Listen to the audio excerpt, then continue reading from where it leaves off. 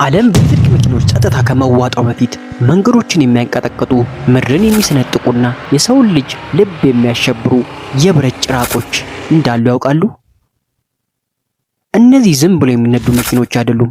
በውስጣቸው የሚተነፍሰው እሳትና የሚጮህ ሞተር የኃይል መገለጫዎች እንጂ። የአንዱ ጎማ ሲሽከረከር የሚነሳው አቧራ ሰማዩን የሚጋርድ፣ የፍጥነታቸው ድምፅ ደግሞ እንደ ነጎድጓድ የሚሰማ ነው።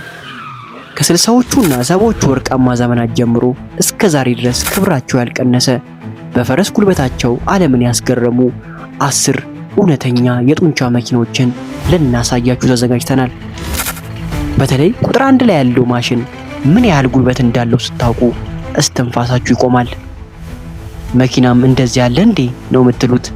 ይህንን አስገራሚ ቪዲዮ ላይክ አድርገን እንጀምረዋለን። 10ኛ 1964 ፖንታይክ GTO። ብዙ የታሪክ ተመራማሪዎች ይህንን መኪና የመጀመሪያ እውነተኛ የጡንቻ መኪና ብለው ይጠሩታል። ፖንቲያክ ትልቅ ሞተርና በአንጻራዊነት ቀላል በሆኑ መኪና አካል ላይ በመግጠም የፍጥነት አብዮትን የፈጠረበት መኪና ነው። 325 የፈረስ ጉልበት የሚያመነጭ ሲሆን ለወጣቶች ተስማሚ በሆነ ዋጋና በከፍተኛ ጉልበት በመቅረቡ በወቅቱ የነበረውን መኪና ገበያ ቀይሮታል። ይህ መኪና ዛሬ ላለው የጡንቻ መኪኖች ባህል መሰረት የጣለ ፈርቀዳጅ ነው። 9ኛ 1967 ሼልቢ መስታንግ።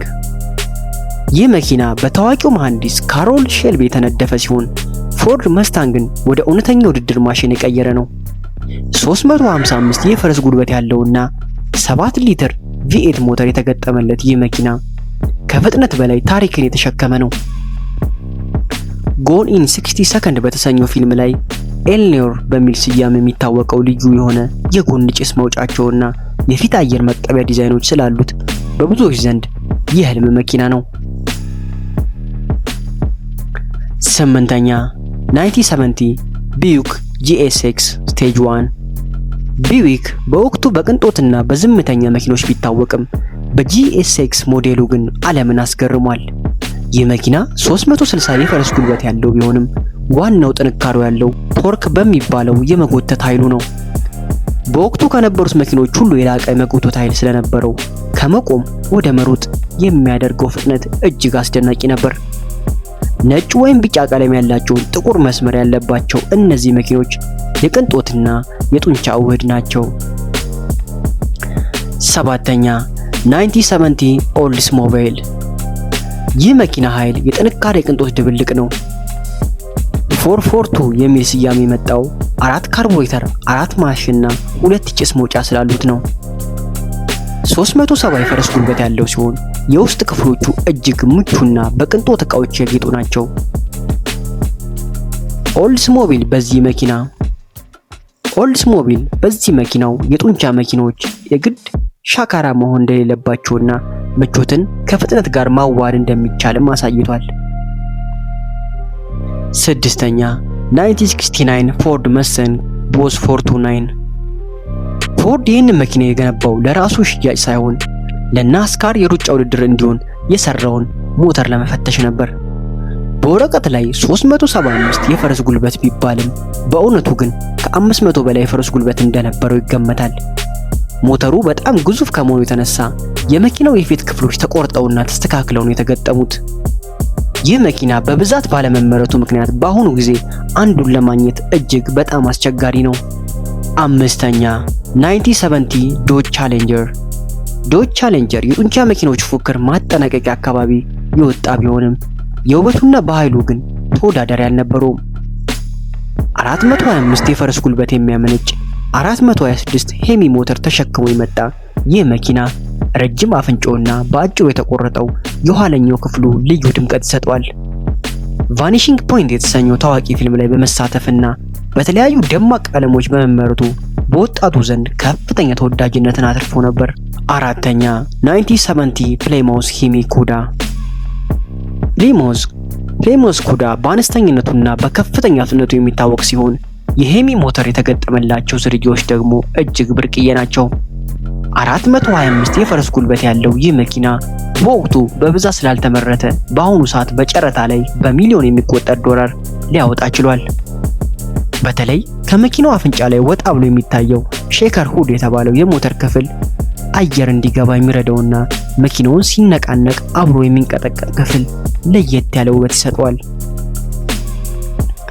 ሶስተኛ 1969 ዶጅ ቻርጀር። ዶጅ ቻርጀር የጥንካሬ ዲዛይን ተምሳሌት ነው። በተለይ በፋስት ኤንድ ፊውሪየስ ፊልም ላይ የዶሚኒክ ቶሬቶ መኪና ሆኖ መቅረብ ዝናውን የሰማይ ጥግ አድርሶታል። ይህ መኪና 425 የፈረስ ጉልበት የሚያመነጭ የሄሚ ሞተር አማራጭ ያለው ሲሆን ድብቅ የፊት መብራቶቹና እንደ ኮካኮላ ጠርሙስ አይነቱ ወገብ ያለው ቅርጹ ልዩ መለያዎች ናቸው። በመንገዱ ላይ ሲንቀሳቀስ የሚፈጥረው ንዝረትና ድምፅ የጥንታዊ ጡንቻ መኪኖች መገለጫ ነው።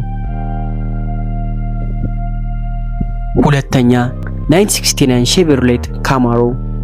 ይህ ካማሮ የተሰራው ለየት ያለ ትዕዛዝ አማካኝነት ብቻ ነው። ሞተሩ ሙሉ በሙሉ ከአልሙኒየም የተሰራ በመሆኑ ክብደቱ በጣም ቀላልና ኃይሉ ደግሞ እጅግ የበረታ ነው። በወቅቱ 430 የፈረስ ጉልበት ተብሎ ቢገለጽም በትክክል ሲለካ ግን ከ500 በላይ እንደሚደርስ ተገምቷል። መኪናው የተሰራው በዋናኝነት ለፍጥነት ውድድር እንዲሆን ተብሎ በመሆኑ የውስጥ ክፍሎቹ ለምቾት ሳይሆን ለፍጥነት ብቻ ትኩረት የሰጡ ነበሩ። አንደኛ 1970 ሼቨሮሌት ሼቭሊ ኤስኤስ 454። ይህ መኪና የጡንቻ መኪኖች ወርቃማ ዘመን ማሳያ ተደርጎ ይወሰዳል። በውስጡ የያዘው ግዙፍ 454 ኪዩቢክ ኢንች V8 ሞተር እስከ 450 የፈረስ ጉልበት እንዲያመነጭ ረድቶታል። በወቅቱ በፋብሪካ ተገጥመው ከወጡ መኪኖች ሁሉ ከፍተኛው ጉልበት በመያዝ ይታወቃል። መኪናው በሩብ ማይል ውድድር ላይ የነበረውን ፍጥነትና አስፈሪ ድምፅ የመንገዶችን ንጉስ የሚል ቅጽም ተሰጥቶታል። ዛሬም ድረስ በሰብሳቢዎች ዘንድ እጅግ ተፈላጊና ውድ መኪና ነው። እንዴት አያችኋቸው እነዚህን 10 ጡንቻማ መኪኖች? መቼም እንደተገረማችሁ ሙሉ እርግጠኞች ነን። ስለነዚህ መኪኖች የምታውቁትን ኮሜንት ላይ ጻፉልን። ስለነዚህ መኪኖች ሌላ የምታውቁት ነገር ካለ ኮሜንት ላይ ጻፉልን። ቪዲዮንም ላይክ ማድረጋችሁ እንዳትረሱ። ለዚህ ቻናላችን አዲስ ካላችሁም ሰብስክራይብ እና የደወል ምልክቷን በመጫን ቀን በቀን ለምንለቀው አስገራሚ፣ አስደናቂ እንዲሁም ውድ ያልናቸውን ዋጋዎች ቀን በቀን እንዲደርሳችሁ ይረዳችኋል።